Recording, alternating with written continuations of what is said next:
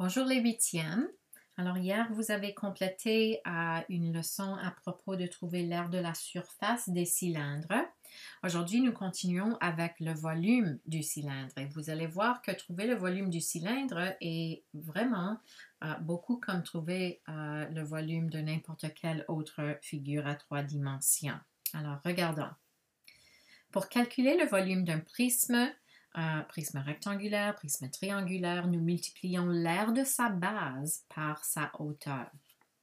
Nous utilisons le même principe pour le cylindre. Alors, pour trouver la formule ici, volume d'un cylindre est égal à l'aire de sa base multiplié par sa hauteur. La base d'un cylindre, c'est un cercle. Alors, la formule pour l'aire d'un cercle, c'est pi fois rayon au carré et on multiplie cela par la hauteur du cylindre pour trouver son volume. Alors voici notre nouvelle formule. Alors vous avez déjà appris la formule pour l'aire d'un cercle en étudiant le chapitre 5. On multiplie cela par la hauteur et voilà, on aura le volume. Alors, voici un exemple que nous allons faire ensemble. Je vais glisser la feuille pour que vous puissiez voir. Alors, voilà un cylindre ici. On voit qu'on nous donne son rayon de 3 cm, sa hauteur de 6 cm. Faites attention, parfois quand on vous donne des questions comme cela, on vous donne le diamètre, donc il faut passer à travers l'étape de trouver le rayon basé sur le diamètre. Il faut toujours montrer sa calcul, même si c'est assez simple de le faire dans sa tête.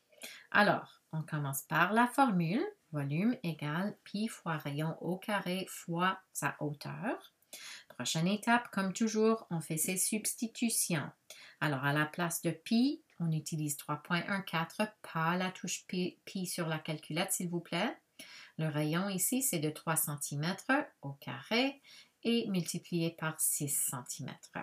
On sait selon Pedman que nous devons traiter notre exposant en premier ici. 3 cm au carré, ça va nous donner 9 cm carrés. Alors voilà ce qu'on va écrire à la prochaine étape. 3,14 fois 9 cm carrés fois 6 cm. On utilise sa calculatrice pour faire la multiplication. Et voilà la réponse. 3,14 fois 9 fois 6, ça nous donne 169,56 cm3. Centimètres cubes parce que nous parlons de 3 dimensions. Et alors voilà la réponse. Faisons un deuxième exemple ensemble. Je vais glisser un petit peu. Voici la question.